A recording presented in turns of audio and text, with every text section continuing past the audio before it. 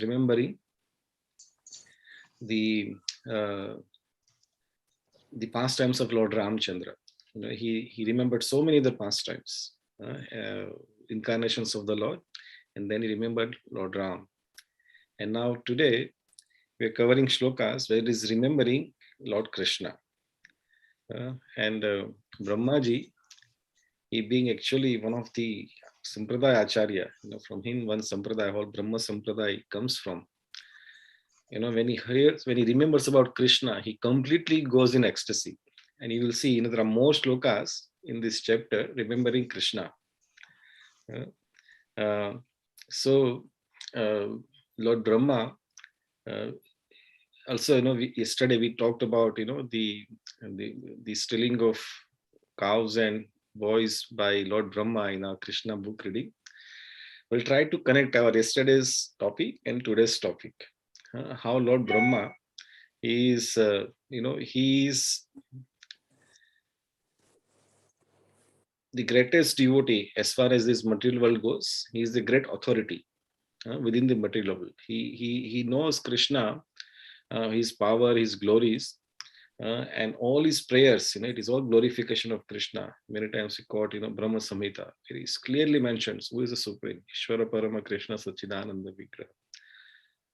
But yesterday in our talk, when Lord Brahma, he realized that he made a blunder by stealing these calves and boys, and he wanted to test the supremacy of Krishna. And Brahma, he hid them by his mystic power. But Krishna created the same replica of the cows and boys by his power. And Brahma thought, that how is this possible? And then he's remembering the power of Krishna. And at one place he mentions that I am just like a glowworm in the daylight. When the sun is bright in the outside, and the glowworm comes out, what is the value of the light coming out of the glowworm? Nothing. Nobody even notices that there is a glowworm. So he says, my power are like glowworm in front of the sun. So that way he is glorifying the supremacy of Krishna.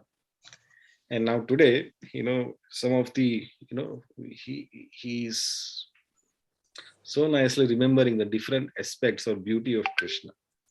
So let's go. Today we are covering Shloka 26 and onwards. So Manjunath Prabhu, if you like to cover 26. Hare Krishna from India, from Hyderabad. Good morning. Text 26, translation. When the world is overburdened by the fighting strength of kings who have no faith in God, the Lord, just to diminish the distress of the world, descends with his plenary portion. The Lord comes in his original form with a beautiful black hair, and just to expand his transcendental glories, he acts extraordinarily. No one can properly estimate how great he is. Purport. This verse is especially describing the appearance of Lord Krishna, his immediate expansion, Lord Baladeva. Both Lord Krishna and Baladeva are the Supreme Personality of Godhead. The Lord is omnipotent, potent, and he expands himself in innumerable forms and energies. And the whole unit is known as the one Supreme Brahman. Such extensions of the Lord are divided into two divisions, namely the personal and differential. The personal expansions are called Vishnu Tattvas, and different expansions are called Jiva Tattvas. And in such expansional activity, Lord Baladeva is the first personal expansion of Krishna, the Supreme Personality of Godhead. In the Vishnu Prabhuji, we'll just stop here. We'll just cover this one paragraph. There are a few points are there. Then you can carry forward, the next shloka. Otherwise, we'll just miss that. Yeah? So we'll just do the translation now, where Lord Brahma is saying, when the world is overburdened by the fighting strength of kings who have no faith in God, the Lord, just to diminish the distress of the world, descends with his plenary portion. The Lord comes in his original form with beautiful black hair, and just to expand his transcendental glories, he acts extraordinarily. No one can properly estimate how great he is. So, Lord Brahma, in concluding the shloka, he says, nobody knows how great Krishna is. That means saying is even I don't know how great Krishna is. So Brahmaji, as we, we're just trying to connect yesterday. But Brahma said, I'm like a glowworm in front of Krishna. And here also he's saying the same thing, that no one knows, how great Krishna is. And then Prabhupada in the purport, he mentions that here in this shloka, because here Brahma says, Lord, Lord comes with his personal expansion, which is Baladev. So to diminish the burden of the earth, the Lord comes. As Krishna says in Bhagavad Gita, he comes for three reasons in this world. Paritranaya sadhunam, vinashaya dushkritam, and dharma sansthapanarthaya. So Paritranaya sadhunam, his primary purpose to come into this world is to give the pleasure to the devotees. That is his primary purpose. Prabhupada will mention in the purport next ahead. And the secondary purpose is to kill the demoniac people, and the third purpose is to re-establish the principles of religion. So both re-establishing the principles of religion and killing the demons, that any of the energy of the Lord can do. Lord doesn't have to come personally. His energies are so powerful, they can do it. For re-establishing the principles of religion, his devotees are very powerful. He can send one of his pure devotee, and he can, re-establish the principles of religion. We can see Lord Jesus Christ, Muhammad, and in the past, many sages came. Shankaracharya, Madhavacharya, Prabhupada came, and so one of his pure devotee, he can come and he can establish the principles of religion. So Lord doesn't have to come personally, but to give pleasure to his own devotee, he personally comes. And there his energies are not required. He personally has to come. And here, why I stopped Prabhuji here is that there is one important definition is given here. I think many times one of our devotee asked, what is Brahman? Many times is Brahman. What is Brahman? So that Brahman is described here. Prabhupada defines what is Brahman. So here it is said, the Lord is omnipotent and he expands himself in innumerable forms and energies. And the whole unit is known as the one supreme Brahman. So the Lord is one, he is one, and he is omnipotent. He is very powerful. And then he expands himself in innumerable forms and energies. So he expands into many incarnations, many forms. There is Narayan, there is Vasudev, and Niruddha. There are so many Vishnus are there. So they're all expansions of Krishna. And many of his energies, his internal energy, external energy, then the three modes of material nature, so many energies are there. And the whole unit together, the Lord, his expansion and his energies all together, it is called Brahman. So this is the definition of the word Brahman. So sometimes, we might even say that is laptop, is Brahman. Why? Because actually, originally it is the energy of Krishna. So nothing is separate from Krishna. So when we see anything in relation to Krishna, then we say it is Brahman. So even the living entities, the human beings or any living entities, it is also sometimes called Brahman. Because actually it is part and parcel of Krishna.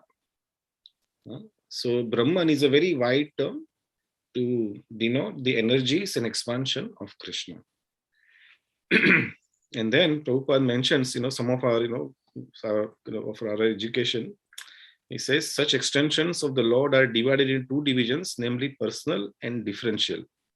The personal expansions are called Vishnu Tattva and the differential expansions are called the Jiva Tattvas. And in such expansional activity, Lord Baldev is the first personal expansion of Krishna, the Supreme Personality of Godhead. So the Lord, he expands into many expansions. And these expansions, Prabhupada says, they are in two categories, Vishnu Tattva and Jiva Tattva. So Vishnu Tattva, there is Lord's personal expansion, is the Lord himself. And Prabhupada mentions Balram is the first expansion.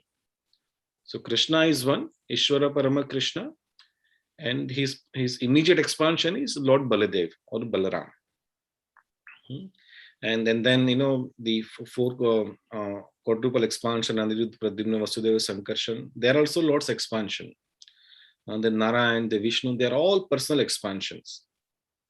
Last week we also mentioned, Brahmaji mentions that all four brothers, Ram, Lakshman, Bharat, Shatrughna, they are all four personal expansion of the Lord. They are all four Vishnu Tattva. So when Lord expands himself is personal expansion, that expansion is called Vishnu Tattva. And if you want to see in traditionally, where the Lord's worship is done according to the Shastra, you go to any temple, whichever form of the Lord where the Tulsi is offered, that is the Vishnu Tattva. Tulsi is only offered to the Vishnu, nobody else. So the Tulsi, so whenever there's a Vishnu Tattva, we offer Tulsi. So when we go to traditional temple, you'll see, the only Vishnu Tattvas are offered Tulsi. And then Prabhupada says, and there is a second, personal expansions are called the Vishnu Tattvas, and the differential expansions are called the Jiva Tattvas. Now, those are differential expansion. So in Sanskrit terms, one is called, sorry, I forgot. Yes, Jiva Tattva and Vishnu Tattva.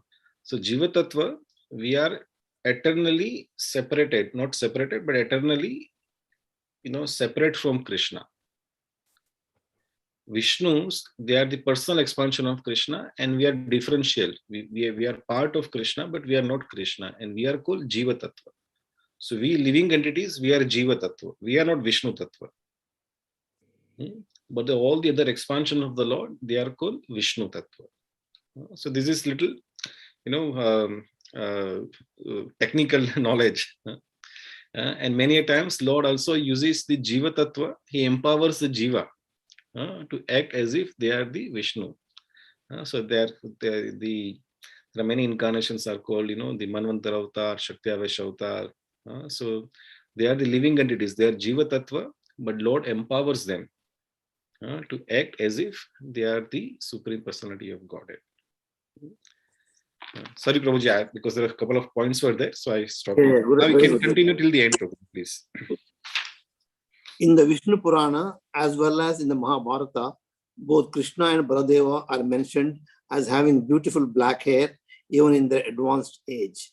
The Lord is called Anupalaksha Marga, or in the still more technical Vedic terms, Avana, Manasa, Gochara, one who is never to be seen or realized by the limited sense perception of the people in general. In the Bhagavad Gita 7.25, it is said by the Lord, Naham Prakasha Sarvasya Yoga Maya Sarvatraha. In other words, he deserves the right of not being exposed to anyone and everyone. Only the bona fide devotee can know him by his specific symptoms, and out of many such symptoms, one symptom is mentioned here in this word, that Lord is Sita Krishna Keshava. Sita Krishna Kesha, or one who is observed always beautiful black hair. Both Lord Krishna and Baladeva have such hair on their heads, and thus even in advanced age. They appeared like young boys, 16-year-old. That is particular symptoms of the personality of Godhead. In the Brahma Samhita, it is stated that although he is the oldest personality among all living entities, he always looks like a new, youthful boy. There is the characteristic of a spiritual body. The material body is symptomatized by birth, death, old age, and disease. But the spiritual body is conspicuous by the absence of these symptoms.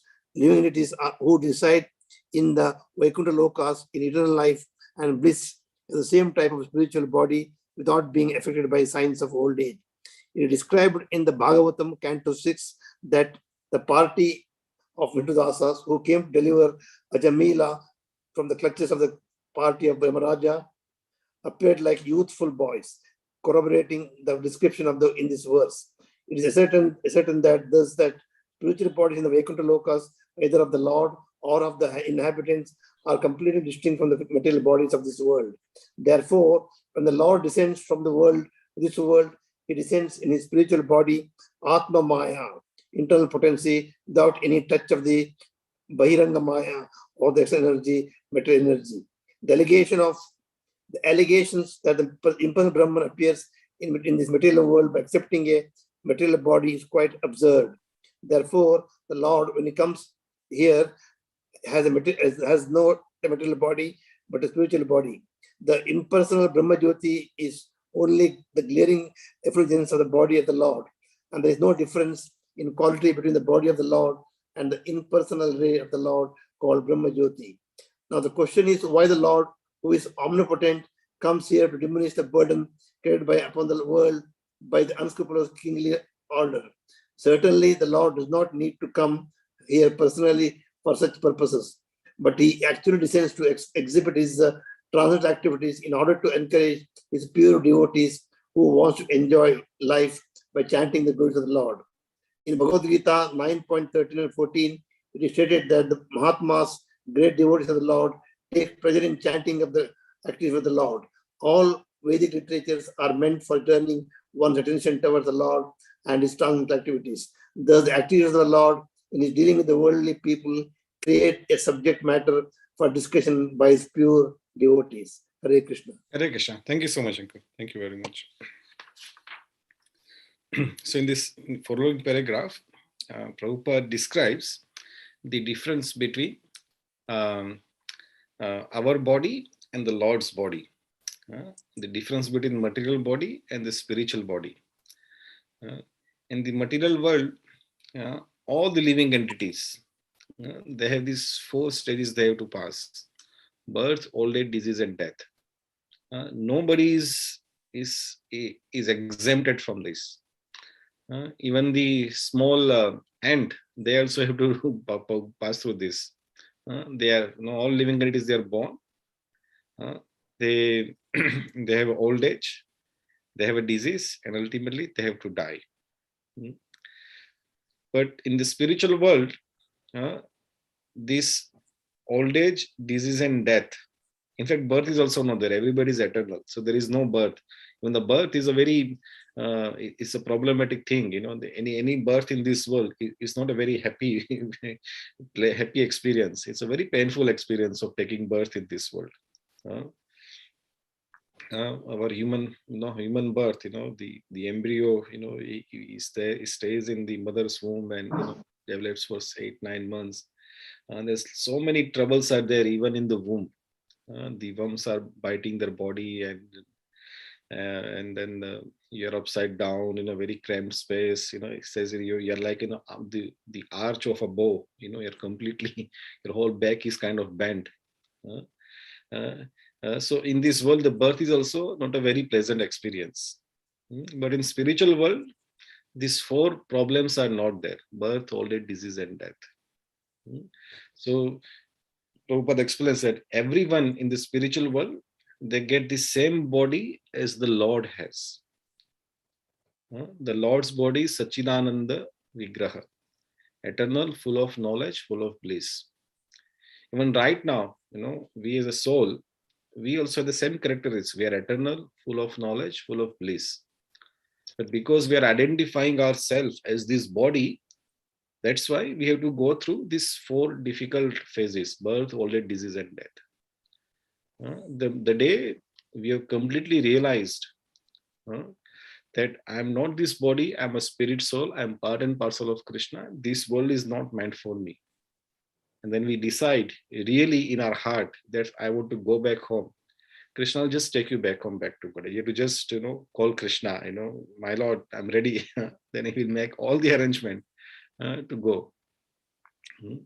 So here Prabhupada mentions, that Brahmaji is saying that the Lord, so when Brahmaji is remembering, Krishna and Balram, he remembers their nice curly black hair.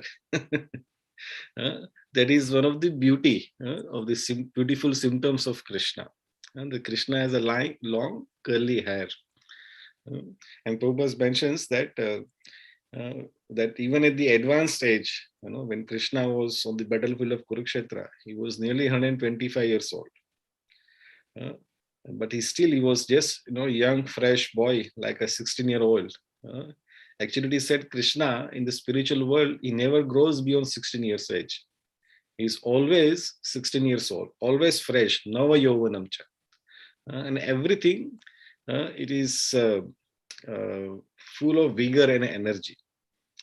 There is no, I will say in that following shlokas, Prabhupada mentions that Krishna doesn't have to meditate or do some exercises or do some yoga to keep himself as God. Or Krishna did not become God by doing some tapasya.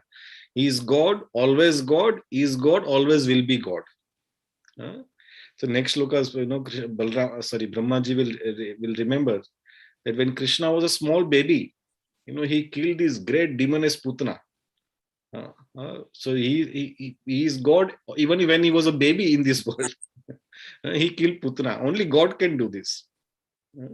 So Brahmaji here, he is remembering the beauty of Krishna. That he's a very long curly hair. And in the last shloka, he mentions about the reasons of coming to this world, Lord's coming to this world. And Prabhupada especially mentions about Lord's heroic activities. When Lord comes, he does so many activities in such a beautiful, wonderful way that sometimes we wonder why Lord has to do this so elaborate arrangement. For example, when he kills this Kalia serpent in Jamuna, to kill the Kalia, Krishna doesn't have to go to this water, and do all these things, he just Sudarshan, and cut, the business done, job over.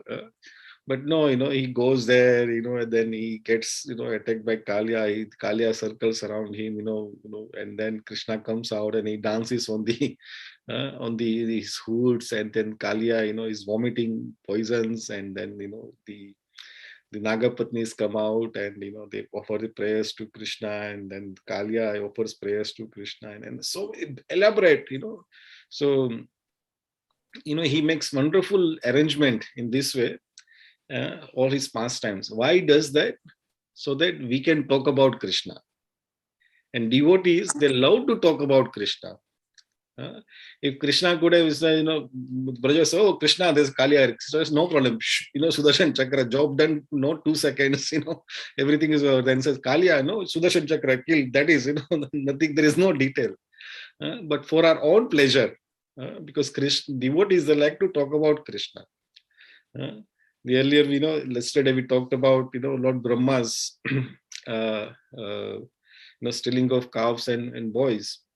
Now, Krishna could have simply, brought these boys back into the, wherever Brahma hid, just brought it back and said, Brahma, shut up, don't play mischief with me. But no, for a whole 1 year, he expanded himself into these calves and boys, and then so many pastimes are happening, So why Krishna does this? Because we can talk about it. He does, Govardhan Lila. He lifts the whole this big Govardhan hill in the tip of his finger. Now the whole episode of this mischief created by Indra, Krishna could have simply said Indra, because Krishna, Indra is Indra because Krishna has appointed him as Indra. Krishna says, you are fired, bring another Indra. Within 1 second, the whole thing is rectified. But no, he makes this, grand arrangement. So, in our Bombay language, Krishna, drame baje, natak bahut karte. And none of his things are simple. He likes to make a big show of, of things around him. So, we have Madan Mohan in our house, and then we many times, we just meditate on his, his beauty. And in our own love, we say, Krishna likes to show off. When he comes, he likes to show off. Because when he's showing off, we can see. And when he's showing off, we can talk about his show off. When you're talking about his show off, we can hear about his show off. If it doesn't show off, then what can we talk about Krishna? So Krishna does so many of these lila, these pastimes. When he said lila, lila means something which actually Lord doesn't need to do these things, but for our own pleasure, he creates, he acts in such a way so that, our heart gets attracted. And then we talk about Krishna, about his lila, his pastime. So Krishna is so wonderful. So these are the topics of Krishna. Let's move on to the Shloka 27. Somebody can read Shloka 27, translation. Can I do that, Rohitji bhai? Please. Yes, Mataji, please go ahead. Please. Thank you. Hare Krishna, everybody. Hare Shloka Krishna. 27, translation. There is no doubt about Lord Krishna's being the Supreme Lord. Otherwise, how was it possible for him to kill a giant demon like Putna when he was just on the lap of his mother, to overturn a cart with his leg when he was only 3 months old, or to uproot a pair of Arjuna trees so high that they touched the sky when he was only crawling? All these activities are impossible for anyone other than the Lord himself. Purport. One cannot manufacture a god by one's mental speculation or by numerical votes, as has become a practice for the less intelligent class of the man. God is God eternally, and an ordinary living entity is eternally a part and parcel of God. God is one without a second, and the ordinary living entities are many without number. All such living entities are maintained by God himself, and that is the verdict of the Vedic literatures. When Krishna was on the lap of his mother, the demon Putna appeared before his mother and prayed to nurture the child in her lap. Mother Yashoda agreed, and the child was transferred onto the lap of Putna, who was in the grab of a respectable lady.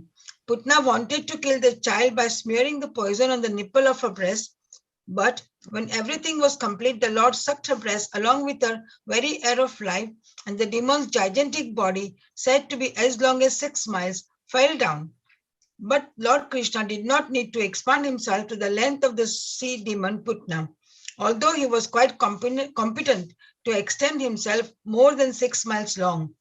In his Vamana incarnation, he posed himself as a dwarf Brahmana, but when he took possession of his land promised by Bali Maharaja, he expanded his footstep to the top of the universe, extending over thousands and millions of miles.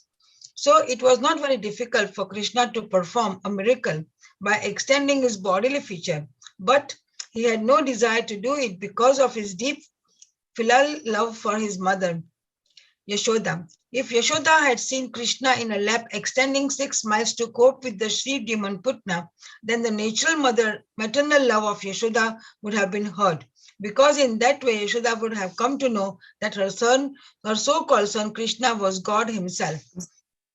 And with the knowledge of the godhood of Krishna, Yashoda Maya would have lost the temper of her love for Krishna as a natural mother. But as far as Lord Krishna is concerned, he is God always, either as a child on the lap of his mother or as the coverer of the universe, Vamana Deva. He does not require to become God by undergoing severe penances, although some men think of becoming God in that way. By undergoing severe austerities and penances, one cannot become one or equal with the God, but one can attain most of the godly qualities. A living being can attain godly qualities to a large extent, but he cannot become God, whereas Krishna, without undergoing any type of penances, is God always, either in the lap of his mother or growing up or at any stage of the growth. So at the age of only 3 months, he killed the Sakshasura who had remained hidden behind a cart in the house of Yashoda Maya. And when he was crawling and was disturbing his mother from doing household affairs, the mother tied him with a grinding pestle, but the naughty child dragged the pestle up to a pair of very high Arjuna trees in the yard of Yashoda Maya, and when the pestle was stuck between the pair of the trees, they fell down with a horrible sound. When Yashoda Maya came to see this happening, she thought that her child had been saved from the falling trees by the mercy of the Lord, without knowing that the Lord himself was crawling in her yard and wreaked the havoc. So that is the way of reciprocation of the love affairs between the Lord and his devotees. Yashoda Maya wanted to have the Lord as a child, and the Lord played exactly like a child in a lap, but at the same time played the part of Almighty Lord whenever it was so required. The beauty of such pastime was that the Lord fulfilled everyone's desire. In the case of felling the gigantic Arjuna trees, the Lord's mission was to deliver the two sons of Kuvera, who were condemned to become trees by the curse of Narada, as well as to play like a crawling child in the yard of Yashoda, who took transcendental pleasure in seeing such activities of the Lord in the very yard of her home. The Lord in any condition is Lord of the universe. He can act as such in any form, gigantic or small, as he likes. Hare Krishna. Hare Krishna. Thank you very much, Mataji. Thank you. Very nice. Translation again. So Lord Brahma is remembering, there is no doubt about Lord Krishna's being the Supreme Lord. Otherwise, how was it possible for him to kill a giant demon like Putna when he was just on the lap of his mother? To overturn a cart with his leg when he was only 3 months old? To uproot a pair of Arjuna trees so high that they touched the sky when he was only crawling? All these activities are impossible for anyone other than the Lord himself. So Lord Brahma, he is remembering, so many wonderful pastimes of the Lord, establishing that Krishna is a supreme Lord, Ishvara Parama Krishna. And Prabhupada, mentions in the purport that Krishna, he doesn't have to do any tapasya or penance to become the God. He is eternally the God. At any stage of his life, he is God. When he comes in this world, when he plays a part of a baby, even when he is a baby, he's a God. It doesn't mean that he has to grow up, and then he'll become God. No, even while he's baby, he is God. So Lord Brahma is remembering that when this demon Putna came, that the Lord killed him simply by sucking her breast and sucking her life out of her body.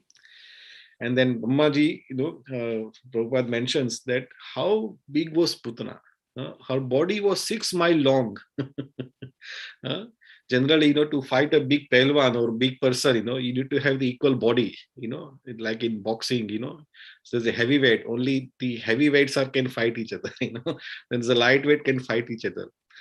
Here, look at Putana, she's 6 miles long, and Krishna is a small baby. What is the match? Still, Krishna, he killed Putana. In a way, just taking her milk, and she is killed. So this is the the power of the Lord. So Prabhupada mentions that in the purport that Krishna, all this killing the demon, it is not a very great thing for him. He can kill in so many ways. And Prabhupada mentions that if Krishna wanted, he could have had the good match with Putra. He would have expanded with 6 miles long, then fighting with Putra. And then, there would have been good match. Like we'll see as we go in the Krishna book reading, some demons, how greatly, Krishna fights with them. 1-to-1 match. So Prabhupada mentions that if Krishna wanted, he has power. He could have expanded himself. Prabhupada remembers, that Krishna, when he came as Upendra or Vamanadev, he was such a gigantic form that within 2 steps, he covered the entire universe. It's like, when in a house, we expand our leg, sometimes we exercise, 1 foot here, 1 foot there, Krishna's 1 foot here, 1 foot there, he covers the whole universe. Can you imagine how big that form will be? So if he wants to show that gigantic form, Krishna has power. But in this case, he just remained a small baby. And then he killed demon Putra. And Prabhupada mentions why Krishna did not, generally we just said, Krishna is, he likes to show off, but here did not show off. He said, just, Putra, just milk and you die, no more show off, let's close this pastime very, very, very quickly. Why? Because Krishna, he is very sensitive to his devotees. Krishna thought that, if I expand here, like, if I show off, that, do you know who is the God? I am the God, and fight with Putana. Then Mother Yashoda, she could have seen, oh, Krishna, actually he is the God, and God is my son. So I should worship him like son. So that would have disturbed Mother Yashoda's love for Krishna. So Krishna says, I have to protect her love, and also Krishna, he wants to enjoy those motherly affection from Yashoda Mai. So with that, Krishna was showing gigantic form in front of her mother. It would have disturbed her love. And, in Krishna's exchange of love with his mother. So Krishna did not show that. And in the next, we'll also see that, once Krishna, he sucked the fire, he swallowed the fire. Then he asked everybody, you close your eyes. So we'll come to know there, why Krishna asked them to close their eyes. There be so many places, Krishna, Prabhupada mentions in the purport, he does so many activities to fulfill so many other people's desire. So, and then Brahmaji mentions about, the Sakatasur, this big demon came in the ghostly body of a cart. Krishna, he was just a baby. That time he could not even walk. He was just lying down on the floor. He touched his foot, and the Shakatasur was killed. And then he remembers those two Arjuna trees. We just, last couple of months back, they were not couple of months, just last month only, the Damodar Leela. These two sons of Kuber, Manigriv and Nal Kuber, they were like two, they had a curse from Narada, and there were two trees, Arjuna trees in the courtyard of Nanda Maharaj. Krishna, just, uprooted them while he was just crawling. Now, uprooting a tree, it is not a, easy job. And that too, Arjuna tree. Here it is mentioned that they were touching the sky. They were so big, that canopy was touching the sky. And Krishna, he just effortlessly, he just uprooted them. So Brahmaji here, he is just remembering Krishna's heroic activities. And is remembering that Krishna is God in every condition. When he's a boy, small baby, he's God. When he's a small boy, he's a God. When he lifted Govardhan hill, how old he was? Just 6-year-old. He was God. When he's in Mathura, killing Kamsa, he is God. When he's in Dwarka, he is God. In the battlefield of Kurukshetra, he is God everywhere. Prabhupada begins this purport by this couple of lines. I'll just read that. Prabhupada says, one cannot manufacture a God by one's mental speculation or by numerical words. Manufacture a God, everybody likes to, ye Bhagwan, this is God. Prabhupada says, you cannot manufacture God. God cannot be done manufactured in a factory, or with your, tapasya or austerity. Prabhupada says that, or numerical words. So many people come together and they decide one person is God. He says, voting system does not work with Krishna. So the God is always God. He doesn't just have to go to the forest and do this pranayam, and then get all these siddhis. Krishna doesn't need to do that. So then Prabhupada mentions that in the purport that no human being can ever become God. Prabhupada mentions one beautiful line. I'll just read that again. God is God eternally, and in ordinary living entity, is eternally a part and parcel of God. God is one without a second, and the ordinary living entities are many without number. What does it mean? That God is one, is only one. There is nobody equal to him or nobody is greater than him. But there are so many living entities. There are so many living entities that you can't even describe them with the number. You can't say, 100 trillion or quarter billion, trillion, you can't even describe. There are so many. But God is just one. The human being, the jiva, the living entity, with their austerity, they can get some power. Again, this power has to be given by Krishna only. That power he cannot just generate by himself. Krishna only awards them those power. One can have godly qualities, but one can never become God. So we can never become God. Our constitutional position is that we are servant of Krishna. And it says Gopi Bhavathur Pada Kamalayor Das Das Das Anudas. Our real position is to become servant. And the devotee, they understand this truth very well. And they simply does not want to servant of Krishna, but they want to become the servant of the servant of the servant of Krishna. That is their, that is their mode, or devotees' mode. So devotees never want to become God. In fact, when the devotees hear, that one should become a God, it is like like eating a poison. It feels like that. So devotee never wants to hear that one wants to become God. Okay, let's move on. We'll do Shloka 28 and 29 together. Somebody can read these two together. I'll do that, Rohitji. Yes, Ajit, please go ahead. Shloka 28.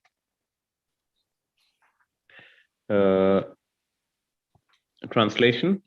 Then also when the cowherd boys and their animals drank the poisoned water of the river Yamuna, and after the Lord, in his childhood, revived them by his merciful glance, just to purify the water of the river Yamuna, he jumped into it as if playing and chastised the venomous Kalia snake, which was lurking there, its tongue emitting waves of poison. Who can perform such Herculean tasks but the Supreme Lord? Shloka 29, translation. On the very night of the day of the chastisement of the Kalia snake, when the inhabitants of Brajbhumi were sleeping carefreely, there was a forest fire ablaze due to dry leaves, and it appeared that all the inhabitants were sure to meet their death. But the Lord, along with Balarama, saved them simply by closing his eyes. Such are the superhuman activities of the Lord. Purport. Although in this verse the Lord's activity has been described as superhuman, it should be noted that the Lord's activities are always superhuman, and that distinguishes him from the ordinary living being. Uprooting a gigantic banyan or Arjuna tree and extinguishing a blazing forest fire simply by closing one's eyes are certainly impossible by any kind of human endeavor. But not only are these activities amazing to hear, but in fact, all other activities of the Lord, whatever he may do, are all superhuman, as confirmed in the Bhagavad Gita 4:9. Whoever knows the superhuman activities of the Lord due to their very transcendental nature becomes eligible to enter the kingdom of Krishna. And as such, after quitting this present material body, the knower of the transcendental activities of the Lord goes back home, back to Godhead. Hare Krishna. Hare Krishna. Thank you very much, Ajit. Thank you so much. Shloka 28 again. Then also when the cowherd boys and their animals drank the poison water of the river Yamuna, and after the Lord in his childhood received them by his mercy, revived them by his merciful glance, just to purify the water of the river Yamuna, he jumped into it as if playing and chastised the venomous Kalia snake, which was lurking there, its tongue emitting waves of poison. Who can perform such Herculean tasks but the Supreme Lord? So here, Lord Brahmaji is remembering Krishna subduing Kalia. That Kalia was a very venomous snake. When we are going to the Krishna book, there's a whole chapter, on Kalia. Now we'll discuss that in detail. But Lord Brahmaji is remembering that how can other than God can do these superhuman activities. Only Krishna can do this. Nobody else can do this. And in the next shloka is remembering on the very night of the day, the chastisement of the Kalia snake, when the inhabitants of the Rajbhumi were sleeping carefully, there was a forest fire ablaze due to dry leaves. And it appeared that all the inhabitants were sure to meet their death, but the Lord, along with Balram, saved them simply by closing his eyes. Such are the superhuman activities of the Lord. So here Brahmaji is remembering that the same night, when the Kalia, generally when you do some big activities, he says, today I killed, I subdued Kalia. I had to do so much activity. I'm tired now, I had to go and take break, take little rest. He says, no, same night, the forest fire happened. And then Krishna, he just swallowed the fire, by closing his eyes. So Krishna is not that after one activity, he has to take some break, so I have to revive my energy. No, he is always full of energy. And in here, Brahmaji says, these superhuman activities. And Prabhupada in the purport, he mentions that Krishna's all activities are superhuman activities. Because he himself is a superhuman. He is not human. He's the source of humanity, a source of human. So all his activities are superhuman. So, this swallowing of the fire, just by closing his eyes. Now, my dear friends, in here it is said there was a forest fire. Now, in the history of all the fire departments in the world, no fire department has successfully extinguished forest fire. No. The best they can do is, contain one part, and then, they ask people, now forest fire is happening, you just run away, they rescue. They only can do rescue mission. Nobody has ever, extinguished forest fire. It is beyond, anybody's control. But here Krishna, he extinguished forest fire, and just by closing his eyes and swallowing it. So, it is not mentioned here. It'll come, when we read Krishna book, it'll come there. But just, little trailer, what we are coming to, what we are getting into. So, our Acharyas explained, that why Krishna actually, I'm not sure whether this is the same forest fire or different forest fire, because there's one other forest fire when the cowherd boys, in the forest, and there was a fire happened. All the boys told Krishna, please, extinguish this forest fire. So he asked all the boys, you close your eyes. And then Krishna, and he just swallowed the fire, and then fire was gone. So then, the acharyas or our devotees, they always ask questions. Why did Krishna ask his friends to close their eyes? Why he did not allow them, to see that, Krishna is swallowing fire. So there must be some reason, because whatever Krishna does, there is some reason behind it. So, so acharyas give the reason. Says earlier, Krishna, he took little dirt and put it in his mouth. And he was complaining to Mother Yashoda. Maya, Krishna had dirt. And Krishna was in trouble, Mother Yashoda was chastising him, did you eat dirt? No, you must have eaten dirt. See, your brother Balaram is also complaining that you ate dirt. Then Krishna has to counter complain. No, because, they are, jealous of me, they are defeated in the game. I defeated them. That's why they are. So Krishna had to do so much explanation just because he ate dirt. And now he wants to swallow fire. He says, last time I ate little dirt and there was so much problem was there. Now this time, if I eat the whole fire, I have to do so much explanation. So he says, I don't want to do further explanation. So he asked everyone, he close your eyes. So nobody can see what he has done, and then, and he swallowed the fire and the fire was gone. So all Krishna's activities, they are superhuman. And everything that he does, there is a reason, there is some purpose, or there is some mission behind, why Krishna does things in that particular way. And now we come to our Shloka 38. So let's do last Shloka 30 and then we stop for today. Somebody can do last Shloka 38.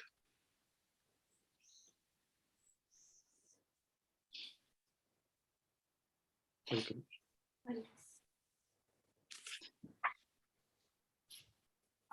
May I put on? No, Prerana, she will do it. Yeah. Very good.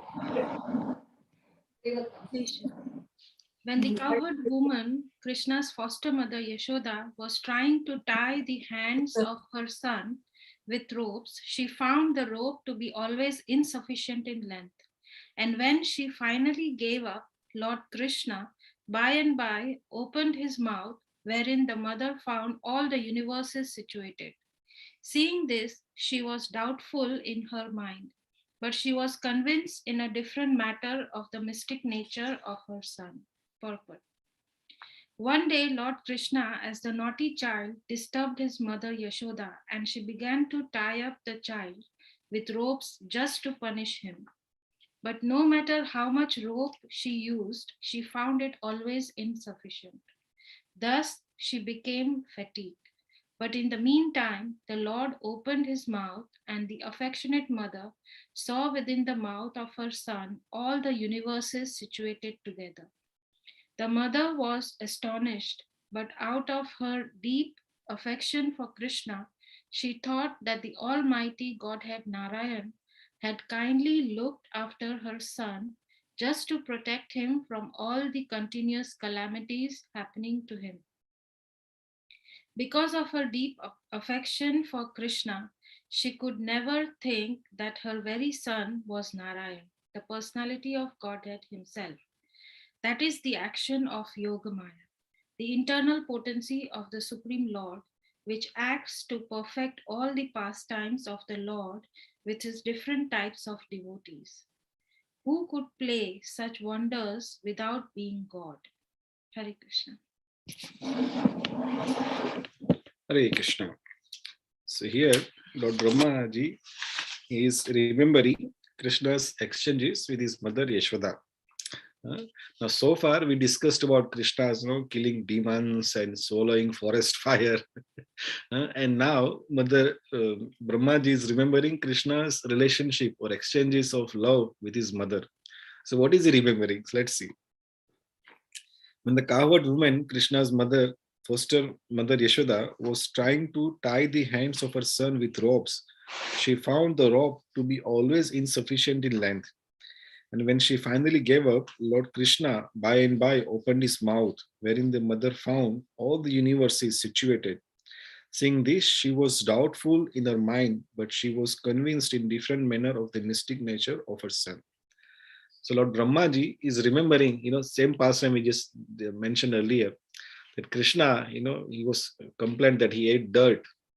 And then Mother Yashoda, she was chastising Krishna. You naughty boy, you ate dirt. And then, she wanted to punish Krishna. Here it is mentioned she wanted to tie the Krishna's hands. So it's not that Mother Yashoda just tied once, in Damodar Leela. She had to punish Krishna so many times. So again, we'll connect this too with the Krishna's affection with Mother Yashoda. Because Krishna, he enjoys Mother Yashoda's punishment. He enjoys the chastisement of Mother Yashoda. He's no Vatsalya Bhav, the love, the devotee's love for Krishna in different categories. And one of the category is the maternal love or paternal love, the love of mother and father. So Krishna, he is relishing those chastisement, those punishments of Mother Yashoda. So Krishna, he always wants to make sure that this affection of Mother Yashoda, it is not disturbed. So here it is mentioned that Mother Yashoda, she is trying to bind Krishna's hand with the rope. Again, same as in Damodar Leela, the ropes are not sufficient. However many ropes she brings, the ropes are not sufficient. But then Brahmaji says, but she was, no, how I must teach lesson to Krishna. And then, she becomes fatigued, she becomes tired. Then Krishna says, okay, you bind me. But then Mother says, okay, open your mouth, let me see, what did you eat? And then Krishna, he showed all the universes in the mouth. So here, my dear friends, you see Krishna, he fulfilling both his aspects of his Godheadness, he's his supreme power. At the same time, he's subordinate to the love of his devotee. At one side, his hands are bound by the love of his mother. So that way, he is subordinate to Mother Yashoda. He's under the control of Mother Yashoda. He is a supreme controller, but right now is under the control of Mother Yashoda. While being a controller, he can still show universes in his mouth.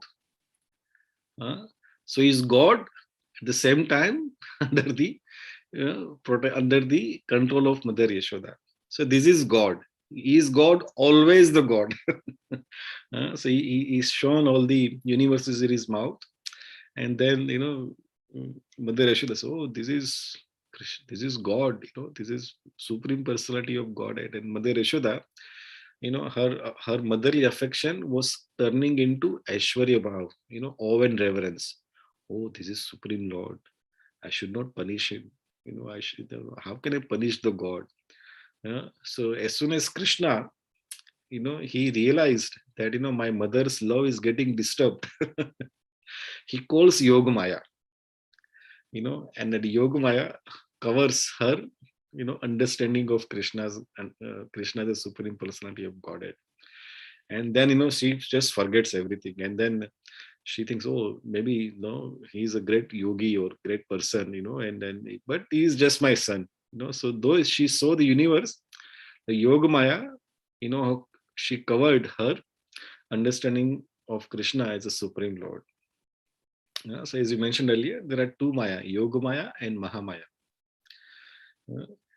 We are under Mahamaya. When we say we are under Maya, so actually we are under Mahamaya. Mahamaya is for those people, those who want to forget Krishna and enjoy separate from Krishna. That's where Mahamaya comes, and it makes you forget Krishna. It will take you away from Krishna. But Yogamaya, it only works on the devotee. So in Brajabasi, all the devotees, Krishna, he wants them to forget that he is God. So then he can exchange, nice, affection, nice exchange of love with his devotees. So then Krishna called Yogamaya, so that iska jara, let him forget, let her forget that I am the Supreme Lord. So these are the pastimes Lord Brahma is remembering.